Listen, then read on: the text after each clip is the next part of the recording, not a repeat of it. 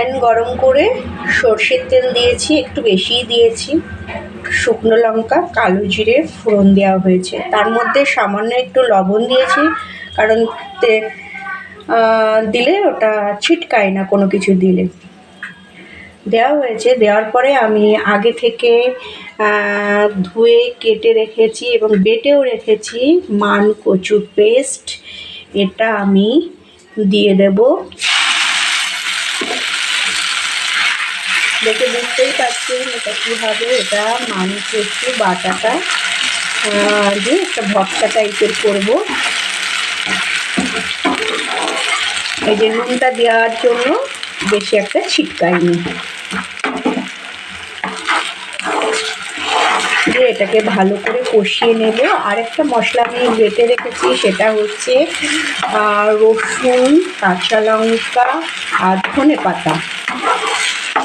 ওটা একটু পরে দেবো, কারণ ধনেপাতা আর কাঁচা লঙ্কার একটা রসুনের যে গন্ধটা, খুব সুন্দর একটা গন্ধ, ওটা একটু থাকবে তো রান্নাটা শেষ হয়ে যাওয়া পর্যন্ত। ওই জন্য ওটা আমি রেখেছি। এর মধ্যে একটু হলুদ দিয়ে দেবো।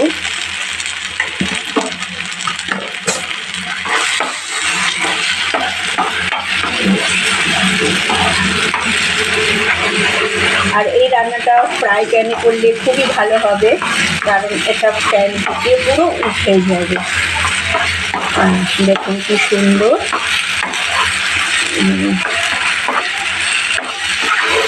এই পর্যায়ে এসে গেছে, যেহেতু প্রায় সেদ্ধ হয়ে গেছে পেস্ট, তো এর মধ্যে আমি এখন দিয়ে দেবো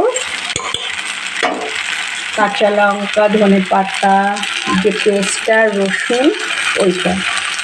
এই সময় না দিলে কী হবে, রসুনটার একটা কাঁচা গন্ধ ঢুকে যাবে।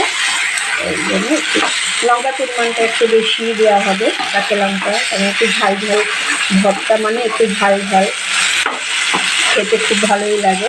আর শীতের সময় ভর্তা তো প্রত্যেকেরই প্রিয়।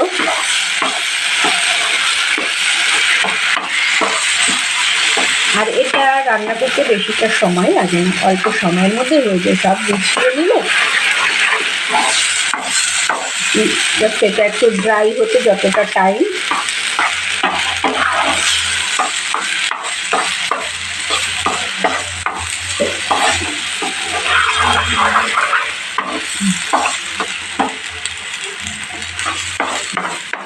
এটা আর একটু শুকিয়ে নামিয়ে নেব।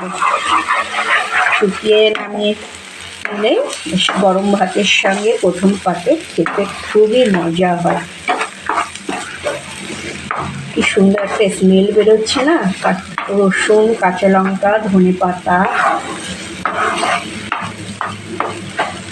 কেমন হচ্ছে জানাবেন।